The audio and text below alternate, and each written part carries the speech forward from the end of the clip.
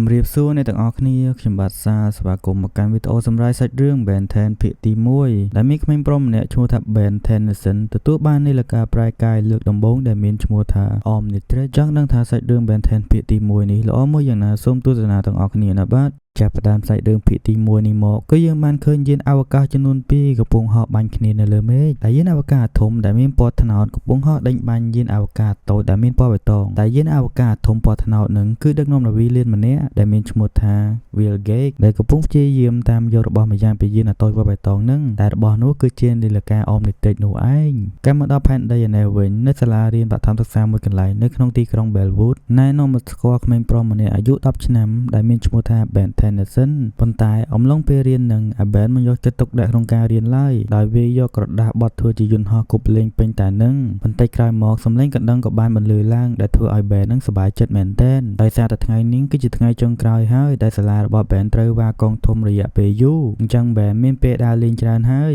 នៅពេលដែលចេញពីរៀន Ben ក៏ឃើញក្មេងប្រុសជើងកាងពីរនាក់កំពុងធ្វើបាបក្មេងប្រុសវ៉ែនតាម្នាក់ហើយពួកវាគំរាមក្មេងប្រុសវ៉ែនតាថាឆាប់ឲ្យលុយឲ្យចេញមកបើមិនចង់ឈឺខ្លួន Ben ក៏មានចិត្តក្លាហានចូលទៅជួយក្មេងប្រុសវ៉ែនតានឹងតែទាំង Ben និងក្មេងប្រុសវ៉ែនតានឹងក៏ត្រូវពួកក្មេងជើងកាងពីរនាក់ធ្វើបាបដូចគ្នាហើយដាក់ជាប់នៅលើដើមឈើបន្ទាប់មកក៏មានឡានមួយក៏បានមកដល់ដែលនោះគឺជាលោកតារបស់ Ben នោះឯងដែលគាត់មានឈ្មោះថា Matt Tennyson គាត់មកនេះដើម្បីយក Ben ទៅដើរលេងនៅវិសមការរដូវក្តៅនេះ Ben ក៏បានឡើងជាមួយលោកតារបស់ខ្លួនក្នុងចិត្តនឹងគិតថាដឹងតែដើរលេងសប្បាយហើយក្នុងវ៉ាកងធំនេះប៉ុន្តែអ្វីៗមិនដូច Ben គិតឡើយដែល Ben បានឃើញ Gwen Tennyson ដែលជាបងប្អូនជីដូនមួយរបស់ Ben នេះឯងដោយពីរនាក់នេះជួបមុខគ្នាដំបូងមិនដែលត្រូវគ្នាឡើយគឺឆ្លោះគ្នាពេញតែឡានតែម្ដងដំណើរកំសាន្តក៏បានចេញដំណើរនៅពេលយប់ឡើងលោកតារបស់ Ben និង Gwen បាននាំចៅទៅបោះតង់ក្នុងព្រៃកាត់មកដល់លើមេឃឯនេះវិញយានអវកាសចំនួន2នៅតែបន្តបាញ់គ្នាដដែលប៉ុន្តែលើកនេះយានធំរបស់ Will Gates មានឱកាសបាញ់ត្រូវយានតូចពណ៌បៃតងនោះប៉ុន្តែយានតូចពណ៌បៃតងក៏ព្យាយាមបាញ់ត្រឡប់ទៅវិញទៅចំយានធំរបស់ Will Gates ដូចគ្នា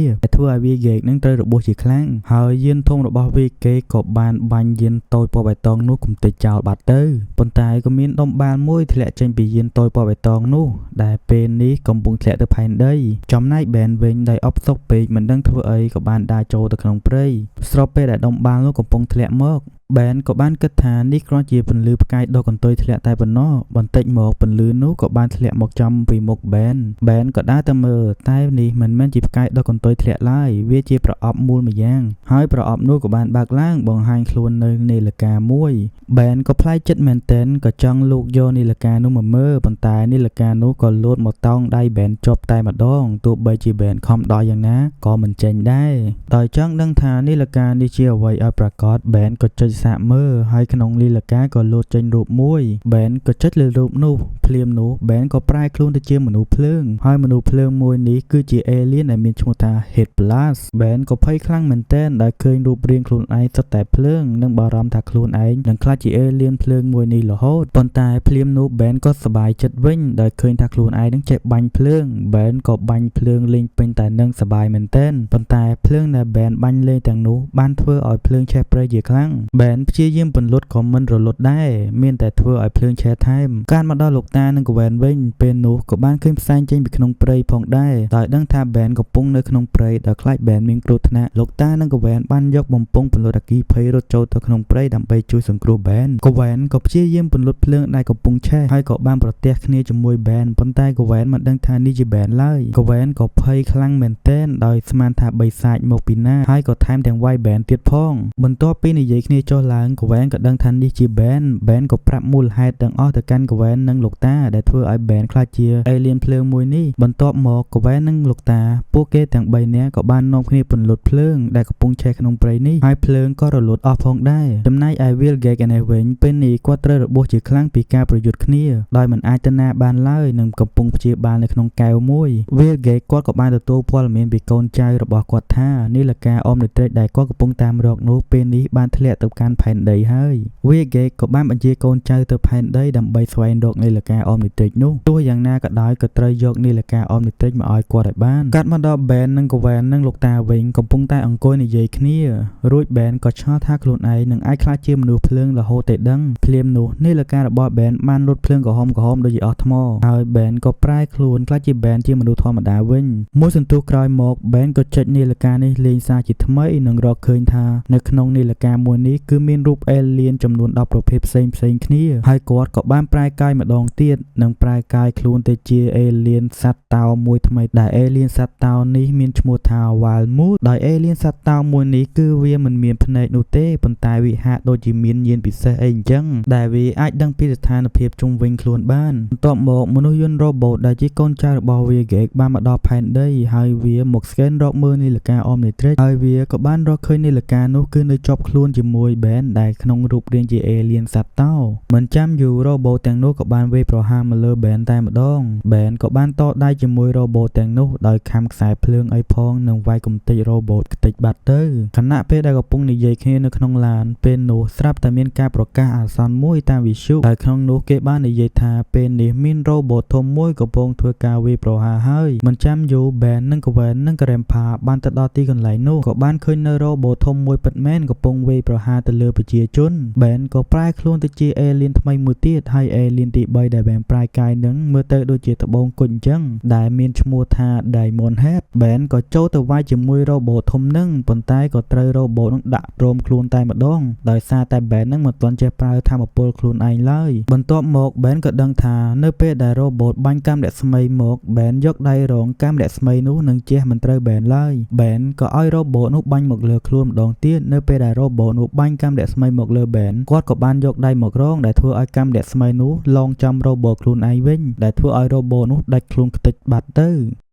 ចំណែកឯវាហ្គេកវិញពិតជាខឹងខ្លាំងមែនទែនដោយប្រើកូនចៅទៅយកអមនិទ្រិចលទ្ធផលសុទ្ធតែបរាជ័យនៅពេលដែលត្រូវប្រមូលអេវ៉ាន់ទៅផ្ទះវិញ Ben ក៏បានប្រែខ្លួនទៅជាអេលៀនមួយទៀតដែលមានឈ្មោះថា Accelerate ដែលអេលៀនថ្មីនេះគឺមានសមត្ថភាពបម្លាស់ទីលឿនពេលដែលត្រូវប្រមូលអេវ៉ាន់ដាក់ឡើងលើឡានហ្នឹង Ben ប្រមូលតែមួយផ្លែតតែម្ដងហើយពួកគេទាំង3នាក់ក៏បន្តដំណើរកម្សាន្តទៀតហើយ Ben ក៏មិនភ្លេចទៅធ្វើបាបពួកជើងកាង2នាក់ដែលបានធ្វើបាប Ben នៅដើមរឿងផងដែរហើយភាគទី1ក៏បានបញ្ចប់តែត្រឹមនេះទៅជំរាបសួរអ្នកទាំងអស់គ្នាខ្ញុំបាទសាលស្វាគមន៍មកកាន់វីដេអូសម្រាប់សាច់រឿង Ben 10ភាគទី2របស់យើងបន្តទៀតដែលនៅក្នុងភាគទី2នេះ Ben គឺត្រូវប្រយុទ្ធគ្នាជាមួយនឹងបិសាចក្នុងទឹកទន្លេមួយក្បាលដែលបិសាចនោះមានឈ្មោះថា Kraken ចង់ដឹងថាសាច់រឿងភាគទី2នេះល្អមើលយ៉ាងណាសូមទស្សនាទាំងអស់គ្នាណាបាទចាប់ផ្ដើមសាច់រឿងក្នុងភាគទី2នេះមកគឺយើងបានឃើញ Ben កំពុងងូតទឹកលេងក្នុងទន្លេមួយកន្លែងយ៉ាងសប្បាយមែនទែនហើយ Gwen ក៏នៅទីនោះដែរភ្លាមនោះស្រាប់តែដូចមានអ្វីមួយយ៉ាងចាប់ជើង Ben អញ្ចឹងដែលធ្វើឲ្យ Ben លង់ទឹកលិចបាត់ទៅហើយ Gwen ឃើញអញ្ចឹងពិតជាភ័យមែនទែនដោយឃើញ Ben លង់ទឹកបន្ទាប់មកក៏មានបិសាចមួយងើបចេញពីក្នុងទឹកហើយ Gwen ឃើញអញ្ចឹងភ័យមែនទែនក៏ស្រែកយកតែម្ដងតែតាមពិតបិសាចនេះគឺជា Ben ប្រែក្រឡាសោះដែលអេលៀនដែល Ben ប្រែកាយមួយនេះគឺមានកម្លាំងខ្លាំងមាឌធំហើយថែមទាំងមានដៃ4ទៀតផងដែលអេលៀន Ben ប្រែកាយនេះមានឈ្មោះថា Four Arm ឬក៏អាដៃ4នឹងឯង Gwen ពិតជាខឹងជាមួយនឹង Ben ខ្លាំងមែនទែនដែលលេងអីឡប់អញ្ចឹង Gwen ក៏និយាយថា Ben នឹងស៊ីរំពាត់ហើយ Gwen នឹងយករឿងនឹងទៅប្រាប់លោកតាម៉េច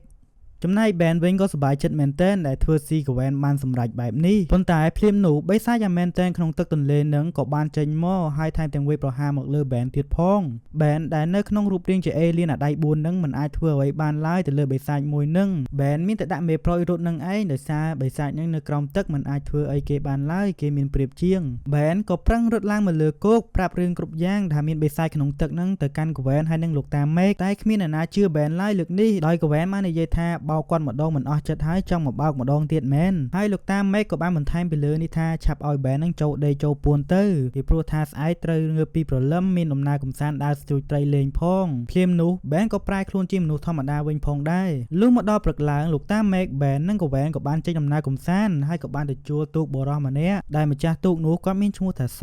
ដើម្បីជូនពួកគេទៅស្ទួយត្រីលេងហើយ Ben ក៏លឺអាប៉ែកសនឹងនិយាយថារឿងបិសាចសត្វចម្លែកនៅក្នុងទឹកនឹងព្យាយាមតាមប្រមាញ់យូរ មកហើយប៉ុន្តែអ្នកនៅម្ដុំនេះគ្មានអ្នកណាជឿអប៉ែសនឹងឡើយដោយគិតថាអប៉ែសនឹងនិយាយប្តេផ្ដាកុហកមួយសន្ទុះក្រោយមកនៅពេលដែលជីទូកនឹងពួកគេក៏បានទៅដល់តំបន់ហាមឃាត់មួយកន្លែងបិទមិនឲ្យនរណាចូលឡើយហើយបុរសម្នាក់មានឈ្មោះថាជូនណាស់ក៏បង្ហាញខ្លួននៅលើកប៉ាល់របស់គាត់និយាយជាមួយពួកគេផងដែរថាខ្លួននឹងគឺជាអ្នកវិទ្យាសាស្ត្រផ្នែកបរិស្ថាននិងសូមបិទកន្លែងនេះមួយរយៈដើម្បីធ្វើការសិក្សាហើយក្នុងពេលនោះដែរ Ben និងលោកតាមេកនិងអប៉ែសនឹងដែលជាម្ចាស់ទូកក៏បានឃើញសមោលត្រីធំមួយនៅក្រោមទូករបស់ពួកគេនិងសង្ស័យថានេះជាបិសាចសត្វចម្លែកក្រាខិនជាមិនខានដែលពេលនេះវាកំពុងហែសម្ដៅទៅវាប្រហារមនុស្សចំណែក Ben និងលោកតាមេកគឺមានការបារម្ភជាខ្លាំងដោយសារសត្វចម្លែកនេះវាប្រហារទៅលើកវែននិងអ្នកភូមិនៅទីនេះពិតជាដូចអ្វីដែលបានគិតមែនសត្វចម្លែកបិសាចក្រាខិនក៏បានបើកឆាកវាយប្រហារទៅលើអ្នកភូមិនៅទីនោះដែលមានកវែននៅទីនោះផងដែរសត្វចម្លែកក្រាខិនក៏បង្ហាញខ្លួនចេញពីក្នុងទឹកពិតជាធំមែនទែនហើយវាវាយប្រហារកំទេចអ្វីគ្រប់យ៉ាងនៅទីនោះធ្វើឲ្យប្រជាជនទាំងអស់ធ្លាក់ចូលទៅក្នុងទឹកពិតជាគ្រោះថ្នាក់មែនទែនចំណែក Ben វិញដែលឃើញបែបនេះក៏ចង់ប្រែខ្លួនទៅជារីបចរដើម្បីជួយប្រជាជនទាំងអស់នោះនិងកវែនផងដែរប៉ុន្តែមិនដឹងជាយ៉ាងម៉េចនេះលការរបស់ Ben មិនប្រែខ្លួនទៅជារីបចរឡើយបែរជាប្រែខ្លួនទៅជា Alien Accelerate ទៅវិញដោយសមត្ថភាពរបស់ Alien Accelerate បំលាស់តឿនដូចនេះហើយ Ben ក៏បានជួយកវែននិងប្រជាជនទាំងអស់ចេញពីក្នុងទឹកដោយសុវត្ថិភាពប៉ុន្តែសាច់បិសាចក្រាខិនក៏នៅតែបន្តវាយប្រហារទៀតដោយលើកនេះវាដេញតាមកប៉ាល់របស់អប៉ែចូលណាស់ម្ដងដោយអាសត្វចម្លែកក្រាខិនមួយនេះហាក់ដូចតាមយករបស់សំខាន់មួយយ៉ាងនៅដើមគ្នាពីអ្នកអប៉ែចូលណាស់នេះតំណាងល្អ Ben ក៏បានមកជួយហើយ Ben ក៏បានប្រើបាតជើងព្រះយូឡាយយ៉ាងលឿនដូចម៉ាសាអញ្ចឹងដែលធ្វើឲ្យសត្វចម្លែកក្រាខិននឹងទ្រាំឈឺមិនបានក៏ចូលទៅក្នុងទឹកវិញបាត់ទៅអំឡុងពេលដែលកំពុងនិយាយគ្នានឹងសត្វក្រាខិនក៏មានឱកាសលួចយកប្រអប់នោះទៅបាត់ទៅបន្ទាប់មកនាឡិការបស់ Ben លោតអស់ថ្មដោយខ្លាចប្រែខ្លួនទៅជាមនុស្សធម្មតាវិញគេស្គាល់ Ben ក៏រត់យ៉ាងលឿនទៅទូកវិញចំណែកអប៉ែសវិញទោះបីជាសត្វចម្លែកក្រាខិនសាហាវប៉ុណ្ណាក៏ដោយក៏គាត់មិនខ្លាចដែរហើយគាត់ថែមទាំងចុះទៅក្រោមទឹកដើម្បីតាមប្រមាញ់សត្វក្រាខិននេះតែម្នាក់ឯងទៀតផងហើយ Ben ក៏លួចទៅតាមដូចគ្នាពេលទៅដល់សម្បុករបស់វាពួកគេទាំងពីរនាក់មិនបានឃើញសត្វក្រាខិននៅទីនោះឡើយគឺឃើញតែពងរបស់វាទៅវិញហើយបន្ទាប់មកយើងក៏ដឹងថាអប៉ែចូលណាស់នឹងគ្នារបស់វាប្រមាណអ្នកនេះមិនមែនជាអ្នកវិទ្យាសាស្ត្រសិក្សាផ្នែកបរិស្ថានអីឡើយតាមពិតពួកវាមកនេះដើម្បីលួចយកពងរបស់សត្វក្រាខិននេះទៅវិញដោយសារតែអប៉ែសនឹងដឹងរឿងនេះដែរពួកវាក៏ចាប់អប៉ែសនឹងបំផ្ទុះទូករបស់គាត់ចោលឃើញបែបនេះ Ben ក៏ប្រែខ្លួនទៅជា Alien សត្វរុយ Stingfly ហោះដេញបាញ់ពួកអ្នកវិទ្យាសាស្ត្រខ្លាំងៗទាំងនោះហើយក៏បានជួយសង្គ្រោះអប៉ែសយកមកវិញ Ben និងអប៉ែសក៏ប្រាប់រឿងគ្រប់យ៉ាងទៅលោកតាមេកនិងកវែនក៏រកឃើញថាអាមួយឈ្មោះចូលណាស់នឹងគ្នាវាប្រមាណអ្នកនឹងគឺរកស៊ីខុសច្បាប់ដែលពួកវាតាមចាប់សត្វកម្រដើម្បីយកលក់នៅក្នុងទីផ្សារងងឹតហើយបានលុយច្រើននោះឯងហើយនៅពេលនេះវាកំពុងតាមលួចពងរបស់សត្វក្រាខិនដើម្បីយកទៅលក់នេះឯងដោយដឹងបែបនេះ Ben ក៏ប្រាប់លោកតាមេកនិងកវែនទៅប្រាប់ប៉ូលីសទៅទុកឲ្យ Ben ជាអ្នកកម្ចាត់ពួកនេះបន្ទាប់មក Ben ក៏ប្រែកាយទៅជារីបចរដែល Alien រីបចរមួយនេះគឺដូចជាសត្វត្រីអញ្ចឹងហើយយើងក៏បានឃើញសត្វក្រាខិនបង្ហាញខ្លួនមកដើម្បីដណ្ដើមយកពងរបស់វាវិញដែរហើយអប៉ែចូលណាស់នឹងគឺមានឈុតក្រពិសេសមួយដើម្បីទុកប្រយុទ្ធជាមួយសត្វក្រាខិនហើយ Ben ក្នុងរូបរាងជា Alien រីបចរក៏ខំកំទេចដៃម្ខាងរបស់ឈុតក្រនោះហើយអាមួយចូលណាស់នឹងក៏ព្យាយាមតដៃវិញដោយបាញ់កាំរស្មីមកលើ Ben និងសត្វក្រាខិនតែ Ben ក៏យកច្រវាក់មួយគប់កំទេចឈុតក្ររបស់វានោះរួច Ben ក៏ដណ្ដើមយកបានពងសត្វក្រាខិនមកក្នុងដៃហើយ Ben ក៏យកពងនោះទៅដាក់សម្បុកកន្លែងដើមវិញនិងបង្ហាញសត្វក្រាខិនថាគាត់មកនេះមានបំណងល្អទេដូចនេះហើយសត្វក្រាខិនមិនបានវាយប្រហារគាត់ឡើយរួចវាក៏ការពារពងរបស់វាវិញទៅចំណែកអប៉ែចូលណាស់នឹងគ្នារបស់វាប្រមាណអ្នកនឹងត្រូវ Ben លោកតាមេកនិងកវែនចាប់ខ្លួននិងតាក់ទងទៅកាន់ប៉ូលីសដើម្បីមកចាប់ខ្លួនរបស់ពួកវាជំរាបសួរអ្នកទាំងអស់គ្នាខ្ញុំបាទសាលស្វាគមន៍មកកាន់វីដេអូសម្រាប់សាច់រឿង Ben 10 ភាគទី3របស់យើងហើយមុននឹងចូលវីដេអូអ្នកទាំងអស់គ្នាកុំភ្លេចចុច like និង Subscribe ផងតោះយើងចាប់ផ្ដើមរយៈប្រហែលថ្ងៃក្រោយមកលោកតាមេកក៏មានបំណងនាំចៅប្រុសចៅស្រីរបស់គាត់ទាំងពីរនឹងធ្វើដំណើរទៅលេងសាច់ញាតិនៅភូមិដាច់ស្រយាមួយរួចនៅពេលដែលចូលឈប់សម្រាកតាមផ្លូវនៅម៉ាតមួយកន្លែងពួកគេក៏បានប្រទះជាមួយនឹងចៅមួយក្រុមដែលមានគ្នាពីរនាក់ដែលពួកវានឹងមកនេះចង់ប្លន់យកលុយ ATM ពេលឃើញអញ្ចឹង Ben ក៏ប្រែខ្លួនទៅជា Alien មួយដែលមានឈ្មោះថា Upgrade ដោយ Alien Upgrade នឹងគឺមានសមត្ថភាពបំលាស់ទីដោយវត្ថុរាវអញ្ចឹងនឹងវាឡើងទៅគ្របឡានរបស់ពួកចៅទាំងនោះហើយ Ben ក៏បានវាយបង្ក្រាបក្រុមចៅទាំងនោះអស់ទៅ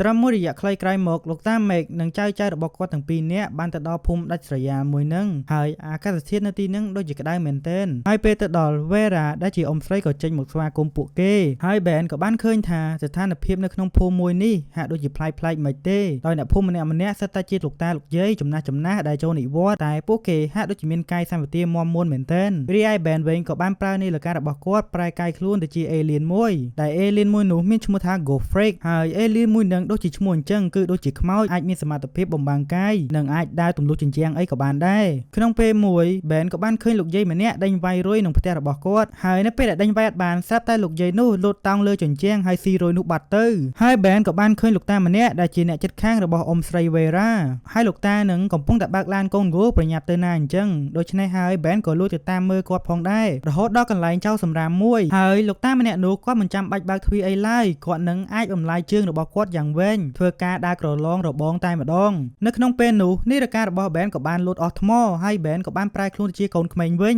រីឯលោកតាម្នាក់នោះក៏បានបែរក្បាលថយមកក្រោយមករកបែនតែម្ដងដែលមើលទៅគួរឲ្យខ្លាចមែនទែនចំណែកបែនវិញក៏បានឡើងលើឡានកូនគោមួយដើម្បីជិះរត់ចាក់ចេញពីទីនោះរីឯលោកតាម្នាក់នោះក៏នៅតែបន្តដេញចាប់បែនយ៉ាងលឿនហើយគាត់ក៏បានដកដៃរបស់គាត់យ៉ាងវែងមកតោងលើឡានរបស់បែនផងដែររីឯបែនវិញក៏បានយកដងកូនគោមួយមកវាយដៃគាត់ឲ្យដាច់ផងដែរហើយគាត់ហាក់ដូចជាដោះដៃមកវិញអញ្ចឹងនឹងបន្តដេញចាប់បែនបន្តទៀតមិនត្រឹមតែប៉ុណ្ណោះគាត់លោតឡើងលើលំអូឡានរបស់បែនទៀតផងហើយកាច់ចង្កូតឲ្យឡានបែននឹងក្រឡាប់កាប់ផ្ងាបន្ទាប់មកលោកតានោះហាក់ដូចជាចង់ចាប់បែនយកមកស៊ីអញ្ចឹងប៉ុន្តែចៃដនអីស្របពេលនោះកន្លែងសួនច្បារគីនឹងគឺមានប្រព័ន្ធទយោទឹកបាញ់ទឹកដោយស្វ័យប្រវត្តិនៅពេលដែលត្រូវបាញ់ទឹកស្រោចផ្កាស្មៅអីនោះលោកតាម្នាក់នោះពិតជាភ័យមែនទែនដែលឃើញទឹកបែបនេះហើយគាត់ក៏ប្រញាប់រត់ចេញពីទីនោះទៅរួចនៅពេលយប់នៅពេលដែលគ្រប់គ្នាគេងលក់នឹងយើងក៏បានឃើញវត្ថុរាងមួយតោងមកលើអ៊ំស្រីវេរ៉ានិងធ្វើការរុំខ្លួនរបស់គាត់ជាប់នៅក្នុងព្រឹកស្អែកឡើងបែនហើយនឹងកវ៉ែនកំពុងតែស្វែងរកអាហារញ៉ាំនៅពេលព្រឹកកវ៉ែនក៏បានធ្វើឲ្យកៅទឹកមួយកំពប់រីឯអ៊ំស្រីវេរ៉ាវិញដោយឃើញបែបនេះគាត់ក៏ធ្វើការលោតឡើងលើតុហើយជើងទាំងសងខាងរបស់គាត់ពិតជារហ័សមែនទែននិងប្រាប់ឲ្យកវ៉ែនឆាប់ជូតទឹកនេះចេញទៅកុំឲ្យកក្រិចផ្ទះហើយពេលឃើញចរិតប្លែកៗអញ្ចឹងបែនក៏ចាប់អារម្មណ៍ដឹងថាម្នាក់នេះមិនមែនជាអ៊ំស្រីវេរ៉ាពិតប្រាកដឡើយបន្ទាប់មកយើងក៏បានឃើញថាគាត់ទៅនិយាយពិភាក្សានឹងគ្នា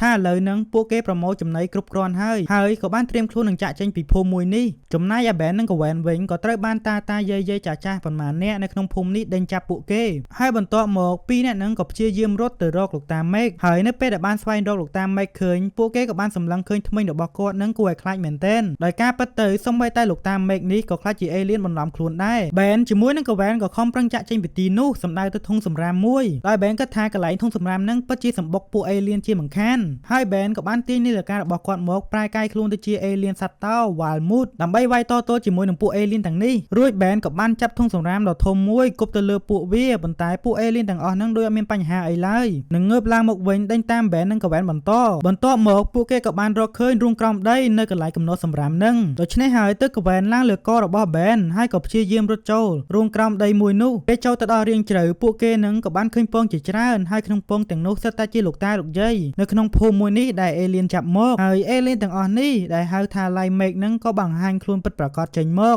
ដែលមើលទៅវានឹងហាក់ដូចជាជ័រកៅស៊ូដែលប្រែកាឡាខ្លួនទៅជានរណាក៏បាននិងជាពិសេសពួកវាបានចាប់លោកតាលោកយាយនៅក្នុងភូមិនេះច្រើនមែនទែនហើយនឹងទុកធ្វើជាចំណីហើយក៏បានលើកដាក់យានមួយសម្រាប់ហោះចាក់ចេញពីភូមិនេះចំណែកឯបែនវិញនៅពេលដែលនាឡិការបស់គាត់មានថ្មវិញហើយគាត់ក៏បានប្រែខ្លួនទៅជាអេលៀនភ្លើងដែលហេតុប្រឡាស់ឬក៏អាភ្លើងនឹងឯងនឹងធ្វើការបាញ់ភ្លើងប្រយុទ្ធជាមួយអេលៀនទាំងអស់នោះប៉ុន្តែបើតាមមើលទៅអេលៀនទាំងអស់នោះមិនខ្លាចភ្លើងអីសំបីបន្តិចឡើយអញ្ចឹងហើយបានពួកវាចុះមកផែនដីរកកន្លែងក្តៅបែបនេះហើយចំណុចខ្សែរបស់ពួកអេលៀនទាំងអស់ហ្នឹងគឺមិនមែនភ្លើងទេគឺជាទឹកចំណែកកវ៉ែនវិញក៏បានទាញកំភ្លើងបាញ់ទឹកតូចមួយដែលកវ៉ែនហ្នឹងដាក់តាមកតាបមករហូតហើយបែនក៏ចាប់អារម្មណ៍ថានៅរូងក្រោមដីនេះគឺមានប្រព័ន្ធលូបង្ហូរទឹកដូច្នេះហើយគាត់បានវាយកំទេចទយោទឹកទាំងនោះធ្លាយទឹកចេញមកច្រើនមែនទែនចំណែកពួកអេលៀនទាំងអស់នោះពេលដែលឃើញអញ្ចឹងក៏ត្រឡប់ទៅយានរបស់ពួកវាវិញនិងហោះចាក់ចេញពីភូមិនោះបាត់ទៅហើយបែននិងកវ៉ែនក៏បានជួយសង្គ្រោះអ្នកភូមិនៅទីនោះដើម្បីត្រឡប់ទៅផ្ទះរបស់ពួកគាត់វិញ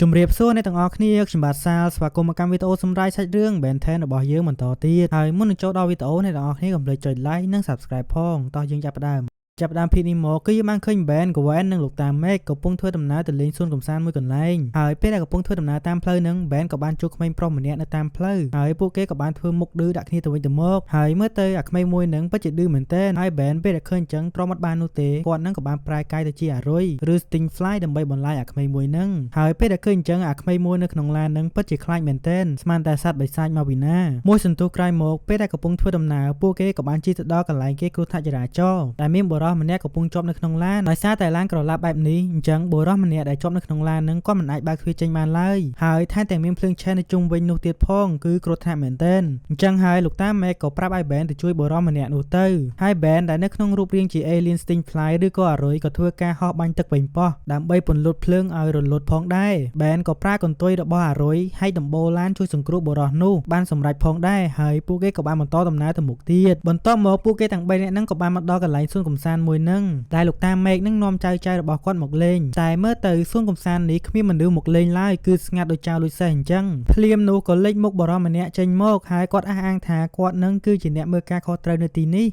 ហើយ Ben និង Gwen ក៏ចាប់ផ្ដើមដើរលេងនៅទីកន្លែងហ្នឹងដោយពួកគេនឹងដើរញ៉ាំអីនិងថតរូបជាច្រើនបន្ទាប់មកពួកគេបានទៅដល់ទីកន្លែងមួយហើយក៏ឃើញដុំបាល់ក្រណាត់មួយដ៏ធំមែនទែន Ben ក៏ឃើញអញ្ចឹងក៏ធ្វើការប្រែកាយទៅជាដៃ4ឬ forearm ដើម្បីលើកដុំបាល់មួយនោះបោះលេងចុះឡើងភ្លាមនោះ Ben មិនប្រយ័ត្នក៏ធ្វើឲ្យដុំបាល់មួយនោះរបូតចេញពីដៃរួចហើយវាក៏លូតបុករបស់របរនៅទីនោះធ្វើឲ្យខ្ទេចខ្ទីពេញតែនឹងតែម្ដងហើយនៅក្នុងដុំបាល់មួយនោះមានវត្តមានកូន alien អគ្គិសនីមួយដែលវាមានឈ្មោះថា Megawatt ដែលពេលនេះវាមានឱកាសចេញមកខាងក្រៅហើយ Megawatt វាក៏ចាប់ផ្ដើមបើស្រូបយកអគ្គិសនីនៅតំបន់នេះនិងធ្វើការកំទេចសួនកំសាន្តនៅកន្លែងនេះឲ្យខូចខ្ទេចខ្ទីហើយអាមួយកូន alien Megawatt នឹងពិតជាកោមែនតែនមើលទៅវារញ៉េរញ៉ៃណាស់វាថែមទាំងកឡុក Gwen និង Ben ថែមទៀតផងហើយវាក៏បានចូលទៅក្នុងម៉ាស៊ីនផ្ទុកភេសជ្ជៈមួយនិងធ្វើការបាញ់ភេសជ្ជៈ Coca-Cola និង Sting អីមកច្រើនមែនតែនមកកាន់ពួកគេមិនចាំយូរ Ben ក៏ប្រែខ្លួនទៅជា Akazu ឬ Upgrade ដើម្បីដេញចាប់អាកូន alien អគ្គិសនី Megawatt មួយនឹងដើម្បីដាក់ចូលក្អមវិញ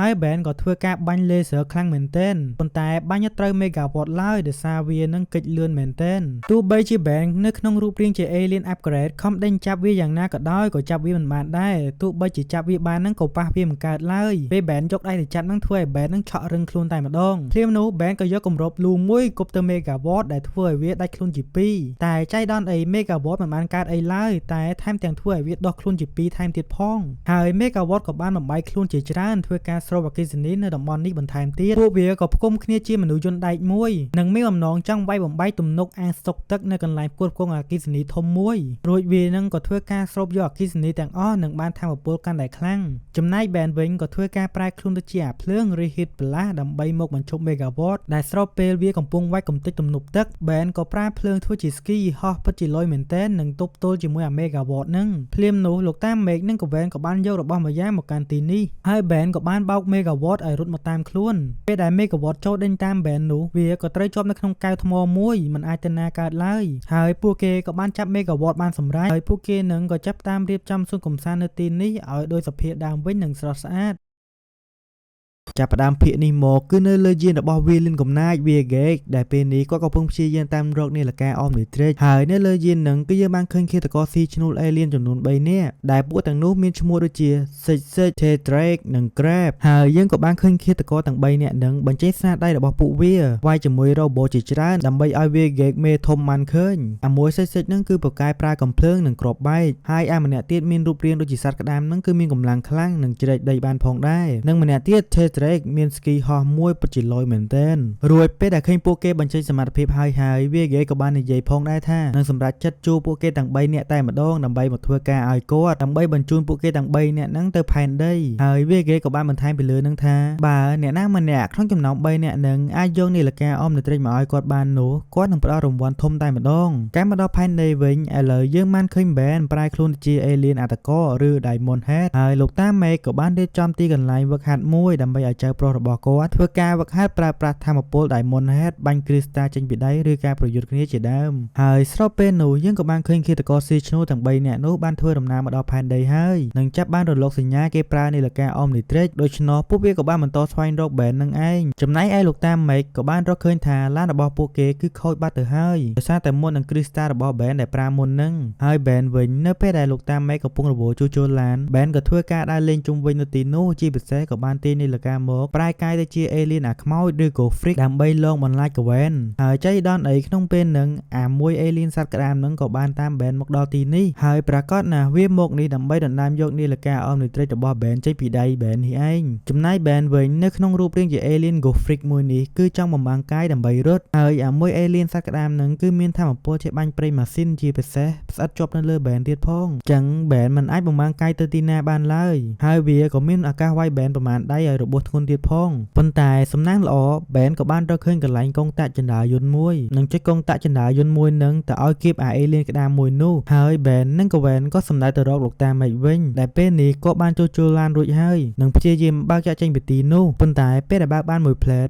អាមួយអេលៀនម្នាក់ទៀតដែលមានឈ្មោះថាសេចនឹងក៏បានរត់មកតោងលើដំបូលឡានហើយក៏ចាប់ហៃដំបូលឡានយ៉ាងខ្ទេចខ្ទីតែម្ដងដើម្បីចូលមកចាប់បែនរួចឃើញអញ្ចឹងលោកតាមេឃក៏បានជន់ហ្វ្រាំងអាអេលៀនសេចនឹងខ្ទាតចេញពីឡាននិងជិះកិនវាថែមទៀតផងតែពេលដែលជិះកិនវាទៅធ្វើឲ្យកង់ឡាននឹងខូចបែកខ្ទេចខ្ទីទៅវិញដូច្នេះហើយលោកតាមេឃនិងចៅពីរនាក់របស់គាត់ក៏ព្យាយាមរត់ទៅរូងភ្នំមួយនៅក្បែរនោះហើយក៏បានជិះលើឧបករណ៍ដឹកជញ្ជូនមួយដើម្បីរត់ចាក់ចេញពីទីនេះពីឃាតករទាំងពីរនោះដែលកំពុងដេញចាប់ពួកគេទាំង3នាក់នេះឯងហើយភ្លាមនោះនាឡិការបស់បែនក៏មានថ្មពេញវិញអញ្ចឹងមិនរងចាំយូរបែនក៏ប្រែខ្លួនទៅជាអត្តករឬ Diamond Head និងចង់លោតទៅវាយគ្នាជាមួយពួកអឃាតករទាំងពីរនាក់នោះប៉ុន្តែបែនវាយមិនឈ្នះគេឡើយត្រូវគេដាក់ឡើងទ្រាំខ្លួនហើយក្នុងពេលនោះដែរអេលៀនដែលមានឈ្មោះថា Tedrake ក៏បានបង្ហាញខ្លួនមកនិងមានឱកាសចាប់ខ្លួនរបស់បែនយកទៅហើយ Tedrake នឹងក៏បានស្ដីឲ្យបែនខ្លាំងមែនទែនពីព្រោះថាបែនមានអាវុធខ្លាំងនៅក្នុងដៃហើយនៅប្រើលេមិនចេះប្រើវាក៏ព្រោះថាអ្នកខ្លាំងពិតប្រាកដនឹងមិនដែលប្រើកម្លាំងបាយនោះទេ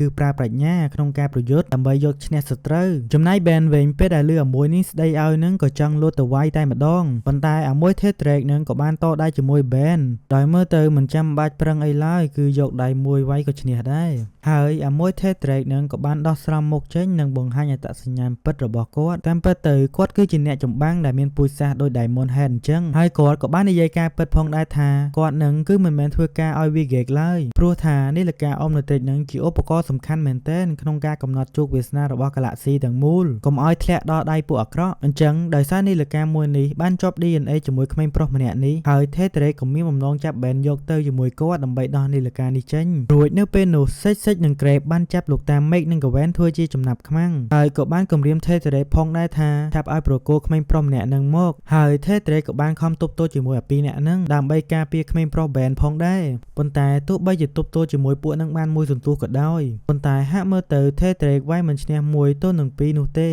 រីឯបែនវិញនៅពេលដែលនាឡិកាមានថ្មវិញហើយគាត់ចង់ប្រែកាយទៅជាអាដៃ4ឬ forearm ដើម្បីវាយតទល់ជាមួយសេចនិង Grape តែបែនក៏នឹកឃើញដោះសម្ដី Tedrake និងលោកតាមេឃគឺការប្រយុទ្ធពិតមិនមែនប្រើតែកម្លាំងបាយនោះទេគឺប្រើខួរក្បាលដោយនេះហើយបែនក៏ប្រែខ្លួនទៅជាអាកង្កែបតូចឬ Grey Matter និងធ្វើការលួចចូលរាងកាយរបស់សេចនិង Grape ដើម្បីកាត់ខ្សែភ្លើងពួកវាយ៉ាងខ្ទេចខ្ទី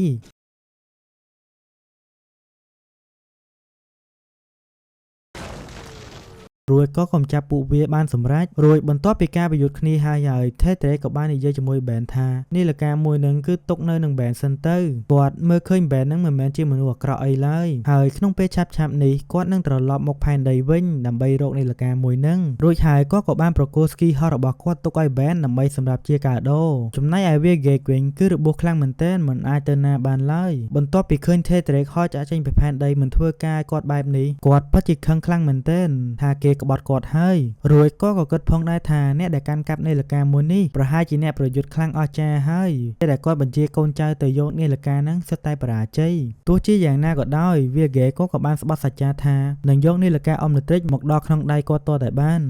ជំរាបសួរអ្នកទាំងអស់គ្នាខ្ញុំបាទសាស្វាគមន៍មកកាន់វីដេអូសម្រាប់សាច់រឿង Ben 10 របស់យើងបន្តទៀតហើយអ្នកទាំងអស់គ្នាកុំភ្លេចចុច like និង Subscribe ផងតោះយើងចាប់ផ្ដើម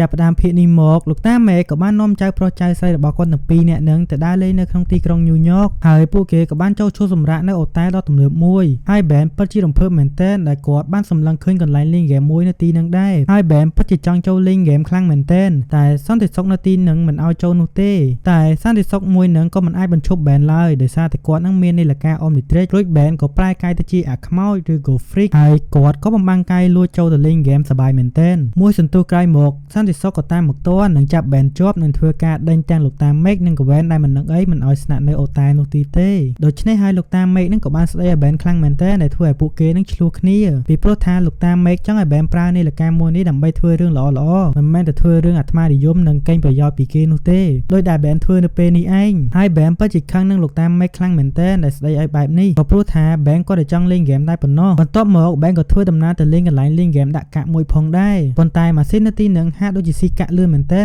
មិនទាន់បានលេងស្អីផងឲ្យដាក់កាក់ទៀតបាត់ទៅហើយនៅទីនោះបែនក៏បានស្គាល់ជាមួយក្មេងប្រុសម្នាក់ Kevin ហើយដោយសារតែបែននឹងពូកែនិយាយកំ pl ែងឲ្យមួយ Kevin នឹងចូលចិត្តបែនមែនទែនហើយឲ្យមួយ Kevin នឹងក៏បានដាក់ដៃលើម៉ាស៊ីនលេងហ្គេមមួយហើយក៏បញ្ចេញថាមពលរបស់ខ្លួនបញ្ជាអគ្គិសនីធ្វើឲ្យម៉ាស៊ីននឹងបញ្ចេញកាក់ជាច្រើនមែនទែនដោយសារតែ Kevin នឹងមានថាមពលស្រូបថាមពលនិងបញ្ចេញវាមកផងដែររួចហើយកវែនក៏បានតាមមកដល់ទីនឹងដែរនិងតាមបែនឲ្យត្រឡប់ទៅវិញហើយកវែនក៏ប្រាប់បែនផងដែរថាកុំឲ្យយកកាក់ទាំងនេះពីព្រោះថាជាអំពើលួចគេស្របពេលនោះដែរមានជើងកាង 4-5 នាក់ក៏បានមកដល់ទីនឹងចង់រករឿងជាមួយ Kevin រួចហើយបែនឃើញអញ្ចឹងក៏ចង់លូកដៃជួយ Kevin តែម្ដងនិងរត់ទៅពួននៅកន្លែងមួយនឹងធ្វើការប្រែកាយទៅជារត់លឿនឬ accelerate ហើយបែនក៏ធ្វើការផ្លាស់ទីឡើងលឿននិងបង្ក្រាបពួកជើងកាងទាំងនោះអស់ទៅហើយបែនក៏បានប្រែខ្លួនទៅជាក្មេងប្រុសវិញនិងបានទៅជួបជាមួយនឹង Kevin ផងដែរហើយអាមួយ Kevin នឹងចង់នាំបែនដើរលេងពេញទីក្រុង New York នេះរួចក្នុងពេលដើរលេងនឹងបែនក៏បាននិយាយរឿងលោកតាស្ដីឲ្យខ្លួនផងដែរគ្រាន់តែលួចលេងហ្គេមសោះនឹងហើយអាមួយ Kevin នឹងគឺខូចតែម្ដងនាំបែនទៅលួចកន្លែងគេទុកហ្គេមមួយប៉ុន្តែដោយសារមានចោរលួចចូលឃ្លាំងអញ្ចឹងក្រុមប៉ូលីសនៅទីនឹងក៏ហូមព័ទ្ធចាប់រួចពេលឃើញអញ្ចឹង Kevin ក៏បានរត់សម្ដៅទៅបង្គោលភ្លើងមួយនៅក្បែរនោះហើយស្រូបយកថាមពលដើម្បីវាយទៅកាន់ប៉ូលីសតែមើលទៅពួកគេទាំងពីរនាក់រត់ទៅណាមិនរួចឡើយឆ្នេះហើយទើបបែនសម្រេចចិត្តប្រែខ្លួនទៅជាអារុយឬ Stingfly នៅនឹងមុខ Kevin តែម្ដងអញ្ចឹងហើយ Kevin ក៏បាននឹងថា alien មួយដែលជួយខ្លួនមុននឹងក៏គឺជាបែនដូចគ្នាហើយបែននៅក្នុងរូបរាងជា Stingfly នឹងក៏បានជួយលើក Kevin ចេញពីទីនោះប៉ុន្តែក្រុមប៉ូលីសអីនឹងនៅតែបន្តដេញពួកគេដដែលអញ្ចឹងបែនក៏ហោះគេចខ្លួនតាមរូងក្រោមដីរួចនៅពេលនាឡិកាអត់ថ្មបែនក៏ប្រែខ្លួនទៅជាកូនក្មេងវិញទើបបង្វែរដានប៉ូលីសបានទាំងអស់នោះរួចហើយ Kevin ក៏បាននិយាយផងដែរថាបែននឹងមានសមត្ថភាពពិសេសហើយគាត់នឹងក៏មានសមត្ថភាពពិសេសអញ្ចឹងពេលពួកគេចូលក្រុមគ្នាទៅចង់ធ្វើអ្វីក៏បានដែរហើយក៏គ្មានអ្នកណាមករារាំងបានទៀតឡើយរួចហើយរឿងបន្ទាប់ទៀតដែល Kevin បបួលបែនទៅនឹងគឺទៅផ្លូវរថភ្លើងក្រោមដីមួយចង់ធ្វើការកាត់ផ្លូវរថភ្លើងពីព្រោះថាឆាប់នេះមានរថភ្លើងមួយដឹកលុយច្រើនមែនទែនឆ្លងកាត់នៅទីនេះហើយបែនឮបែបនេះក៏ដឹងថាខ្លួនឯងនឹងរាប់អានពួកម៉ាក់ខុសហើយអាមួយនេះជាជនពានាំបែនមកធ្វើរឿងអាក្រក់នោះទេរួចបែនក៏គិតនឹងថាបញ្ឈប់ Kevin រួចបែនក៏ទាញនាឡិកាមកចង់ប្រែខ្លួនទៅជាអាដៃ4តែពេលចុចប្រែកាយទៅបែរជាខ្លាចទៅជាអាភ្លើងហិតប្រឡាស់ទៅវិញតែមើលទៅ Kevin ហាក់ដូចមិនខ្លាចបែនឡើយនឹងលោតចូលវាយគាត់តែម្ដងដោយសារតែ Kevin មានសមត្ថភាពបើស្រូបយកថាមពលដូចនេះហើយពេលដែល Kevin ប៉ះគ្នាជាមួយបែនអញ្ចឹងគាត់ក៏បានថាមពលនោះដែរតែ Kevin មិនប្រែកាឡាជាអាភ្លើងពេញលេញដោយបែនឡើយពេលនោះរថភ្លើងមួយក៏បានមកដល់ហើយបុកចំបែនតែម្ដងហើយបែនក៏លោតតាំងលើដំបូលវាទៅបន្ទាប់មកទៀតនាឡិការបស់បែនក៏លោតអស់ថ្មនិងប្រែខ្លួនជាកូនក្មេងវិញហើយក្នុងពេលនោះលោកតាមេកនិងកវែនក៏បានជិះមកតាមបែននៅដល់ទីនេះរួចបែនក៏លោតពីដំបូលរថភ្លើងទៅដំបូលឡានហើយចូលទៅក្នុងឡានវិញហើយបែនក៏បាននិយាយផងដែរថា Kevin ដែលមានថាមពលហិតប្រឡាស់នឹងយកថាមពលមួយនេះទៅសងសឹកពួកជើងកាងប៉ុន្មាននាក់ដែលមករករឿង Kevin មុននឹងដូច្នេះហើយបែនត្រូវតែបញ្ឈប់ Kevin ឲ្យទាន់រួចនៅពេលនាឡិកាមានថ្មវិញបែនក៏ចង់ប្រែខ្លួនទៅជាអារុយ Stingfly ផងដែរដើម្បីហោះទៅរក Kevin ប៉ុន្តែពេលចុចទៅមិនដឹងនាឡិកា error អីនោះទេបែរជាប្រែខ្លួនទៅជាអាដៃ4ទៅវិញហើយបែនក្នុងរូបរាងជាអាដៃ4ក៏សម្ដៅទៅរក Kevin និងរកឃើញ Kevin កំពុងបាញ់ភ្លើងនឹងធ្វើបាបជើងកាងប៉ុន្មានអ្នកនោះរួចភ្លាមនោះថាមពល Kevin ហាក់ដូចជាអស់នឹងប្រែខ្លួនទៅជាក្មេងវិញក្នុងពេលនោះដែរបែនក៏បង្ហាញខ្លួនមកចង់បញ្ឈប់ Kevin បែននឹងក៏បាននិយាយទៅកាន់ Kevin ថាឈប់ប្រែថាមពលរបស់បែនធ្វើអីតាមតែចិត្តទៀតទៅហើយនៅពេលដែលបែនព្យាយាមចាប់ Kevin នឹងក៏ផ្ដល់ឱកាសឲ្យ Kevin នឹងទៅប៉ះខ្លួនរបស់បែនស្រូបយកថាមពលសារជាថ្មីហើយ Kevin ក៏ចាប់ផ្ដើមប្រែខ្លួនទៅជាអាដៃ4ដែរ Kevin ក៏មានឱកាសចាប់បោកបែនពីបេជុំតែបែនក៏មានឱកាសងើបឡើងមកវិញនិងដាក់ Kevin នៅកន្លែងថ្មកិនជាច្រើនហើយនៅពេលនោះដែរនាឡិការបស់បែនក៏បានលោតអស់ថ្មនិងប្រែខ្លួនបែនទៅជាកូនក្មេងវិញហើយ Kevin ចង់ចាប់បែនយកនាឡិកាអមនិទ្រេតែប្រកាសណាស់នាឡិកាមួយនេះដោះមិនចេញឡើយគឺស្អិតជាប់នៅនឹងបែនហើយភ្លាមនោះនាឡិកាអមនិទ្រេក៏បានបញ្ចេញថាមពលដ៏ខ្លាំងមួយចំមកលើ Kevin តែម្ដងហើយធ្វើឲ្យគាត់ប្រែកាឡាទៅជាកូនក្មេងវិញហើយមក Kevin ក៏បានរត់ចាកចេញពីទីនេះបាត់ទៅហើយពេលដែលរត់ចេញពីទីនោះបាត់ទៅ Kevin នឹងក៏បានរកឃើញថាខ្លួនឯងនឹងអាចជប់ភ្លើងបានដូចជាហិតប្រឡាស់អញ្ចឹង នៅលើយានអវកាសរបស់ Viegate ដដែល Viegate នឹងក៏មិនទាន់ព្យាបាលរបួសរបស់គាត់ជាឡើយតែគោលបំណងចង់ដណ្ដើមយកនីលកាអូមលេតិកនៅតែមានខ្លាំងដូច្នោះហើយទើប Viegate ប្រាប់ឲ្យកូនចៅរបស់គាត់បញ្ជូនដ្រូនពិសេសចំនួន2ទៅកាន់ភពផែនដីដើម្បីស្វែងរកនីលកាអូមលេតិកត្រឡប់មកភពផែនដីវិញឥឡូវនេះលោកតាមេឃនិងចៅប្រុសចៅស្រីរបស់គាត់ទាំងពីរនាក់នឹងកំពុងដើរលេងនៅក្នុងទីក្រុង AQB ហើយពេលដែលកំពុងឈប់សម្រាកនៅការ៉ាសាំងមួយស្រាប់តែលេចមុខវត្តមានចៅប្លន់មួយក្រុមចេញមកហើយពួកនេះសុទ្ធតែជាស្រីជើងកាងប្រមាណអ្នកដែលដឹកនាំដោយនារីម្នាក់ឈ្មោះរ៉ូជូមិនរងចាំយូរបែនក៏ទាញនីលការបស់គាត់មកប្រែកាយទៅជាដៃ4ដើម្បីវាយតទោជាមួយក្រុមចៅប្លន់ទាំងនោះរួចខណៈពេលដែលកំពុងប្រយុទ្ធគ្នានឹងដ្រូនចំនួន2របស់ Viegate ក៏បានហោះមកដល់ដូចគ្នានិងចាប់ផ្ដើមវាយប្រហារទៅលើបែនហើយដ្រូនទាំងអស់នឹងបានបាញ់ចំអាគារមួយធ្លាក់ចំត្រូវលោកតាមេឃផងដែរមើលទៅរបួសធ្ងន់មែនទែនហើយបែនវិញក៏មានឱកាសចាប់ពួកវាទាំងពីរនាក់បោកចូលគ្នាកំព្រិតខ្ទេចខ្ទីនិងគប់សម្ដៅទៅនារីចៅប្លន់ឈ្មោះរ៉ូជូម្នាក់នោះបន្ទាប់មកទៀតបែននៅក្នុងរូបរាងជាដៃ4មួយនេះក៏ប្រញាប់លើកលោកតាមេឃនិងកវ៉ែមប្រឹងរត់ផងលោតផងសម្ដៅទៅមន្ទីរពេទ្យក្បែរនោះចំណែកចៅប្លន់នារីរ៉ូជូម្នាក់នោះវិញគឺចាប់អារម្មណ៍នឹងរ៉ូបូដ្រូនមែនទែននិងបានលើកវាយកមកមើលហើយដ្រូនមួយបានបញ្ចេញខ្សែភ្លើងមកចាក់ចូលករបស់រ៉ូជូនិងដូចជាបំលែង DNA របស់នាងអញ្ចឹងបន្ទាប់មកទៀតយើងបានឃើញរ៉ូជូនឹងប្រែក្រឡាខ្លួនហាក់ដូចជាមនុស្សយន្តពាក់កណ្ដាលនិងមនុស្សពាក់កណ្ដាលលាយគ្នាជាមួយដ្រូននោះហើយបន្ទាប់មកទៀតរ៉ូជូនឹងបានកើនសមត្ថភាពពិសេសដូចជាមនុស្សយន្តអញ្ចឹងអាចបាញ់ឡាស៊ែអីបានហើយរ៉ូជូក៏បានប្រើថាមពលរបស់វានឹងទៅកន្លែងធនាគារដើម្បីប្លន់យកលុយផងដែរប៉ុន្តែដោយសារតែដ្រូនទាំងនោះគឺជារបស់ Viegate ដូច្នោះហើយ Viegate នឹងហាក់ដូចជាទំនាក់ទំនងនឹងគ្រប់គ្រងទៅលើរ៉ូជូកើតរួចគាត់ក៏បានបញ្ជារ៉ូជូផងដែរថាត្រូវតែស្វែងរកនីលកាអូមលេត្រិកមកឲ្យគាត់បើមិនអញ្ចឹងទេរ៉ូជូនឹងត្រូវស្លាប់ជាមិនខានត្រឡប់មកកាន់បែននិងកវ៉ែនវិញបង្ហាញការបារម្ភខ្លាំងមែនទែនដោយសារលោកតាមេឃនឹងរបួសរាងធ្ងន់ដែរចំពោះបែនវិញទោះគាត់មាននីលកាពិសេសអាចប្រែខ្លួនទៅជាអេលៀន10ប្រភេទក៏ដោយក៏គាត់នឹងមិនដឹងជួយលោកតាមេឃដោយរបៀបណាឡើយរួចយើងក៏បានឃើញផងដែរថានៅពេលដែលបែនចុចនីលការបស់គាត់លេងនឹងរ៉ូជូក៏បានចាប់រលកសញ្ញាពីទីតាំងរបស់នីលកាអូមលេត្រិករបស់បែនបានហើយនាងក៏ប្រញាប់ស្វែងរកបែនតែម្ដងរួចក្នុងពេលនោះបែនក៏ត្រឡប់មកទោជាមួយរ៉ូជូសាជាថ្មីហើយឥឡូវនេះគាត់បានប្រែខ្លួនទៅជារត់លឿន Accelerate ហើយយើងបានឃើញបែននឹងរត់ផ្លាស់ទីលឿនមែនទែនទៅវិញទៅមកតែម្ដងហើយថែមទាំងទាត់រ៉ូជូបានពីរបីជើងទៀតផងនៅក្នុងពេលនោះកវ៉ែនក៏លេចមុខមកជួយបែនផងដែរមិនអាចឲ្យបែននឹងប្រយុទ្ធតតែម្នាក់ឯងឡើយហើយដោយសារតែបែបនេះបែនក៏នាំកវ៉ែនរត់ចាក់ចេញពីទីនោះទៅរួចនីលការបស់គាត់ក៏លោតអស់ថ្មនិងប្រែកលាខ្លួនទៅជាកូនក្មេងវិញហើយចំពោះរ៉ូជូវិញនៅតែបន្តតាមបែនដដែលក្នុងពេលដែលបែននិងកវ៉ែនកំពុងតែរត់នឹងលោកតាមេឃក៏បានទេទូរស័ព្ទមកកាន់ពួកគេទាំងពីរនាក់និងផ្ដល់ដំបូន្មានមកឲ្យបែនផងដែរថាបើវាយប្រើកម្លាំងបាយពីក្រៅអត់ឈ្នះនោះទេបែនគួរតែរកពិធីសាស្ត្រវាយប្រហារពីខាងក្នុងមកវិញដោយលឺអញ្ចឹងហើយបែននឹងក៏នឹកឃើញផងដែររួចគាត់ក៏ទាញនីលការបស់គាត់មកឥឡូវមានថ្មវិញហើយនិងប្រែកលាខ្លួនទៅជា Alien Upgrade ហើយ Alien Upgrade នឹងគឺជា Alien ម្នាក់មានសមត្ថភាពពិសេសខ្លាំងមែនទែននៅពេលដែលវាយគ្នាជាមួយរ៉ូជូនឹងបែនក៏មានឱកាសចូលកាន់កាប់ខ្លួនរបស់រ៉ូជូតែម្ដងរួចនៅពេលបែបនេះហើយក៏ធ្វើឲ្យបែននឹងអាចទំនាក់ទំនងជាមួយ Viegate បានហើយ Viegate ក៏បានគម្រាមបែនផងដែរថាបែននឹងគឺរត់មិនរួចទៅណាឡើយពីកម្ដាប់ដៃរបស់ Viegate ហើយ Viegate នឹងស្វែងរកបែនឲ្យឃើញនិងសម្លាប់បែនចោលនិងដណ្ដើមយកនីលកាអូមលេត្រិកមកវិញបន្ទាប់មកទៀតបែននៅក្នុងរូបរាងជា Upgrade ចូលទៅកាន់កាប់ម៉ាស៊ីនហាត់ប្រាណមួយនិងចាប់រ៉ូជូអង្គុយនៅទីនឹងនិងធ្វើការបញ្ជូនទិន្នន័យទាញយកដ្រូនចេញពីខ្លួនរបស់រ៉ូជូវិញរួចនៅពេលដែលរ៉ូជូខ្លាចជាមនុស្សធម្មតាវិញនាងគឺនៅតែជាចៅប្លន់ដដែលនិងត្រូវប៉ូលីសធ្វើដំណើរមកចាប់ខ្លួ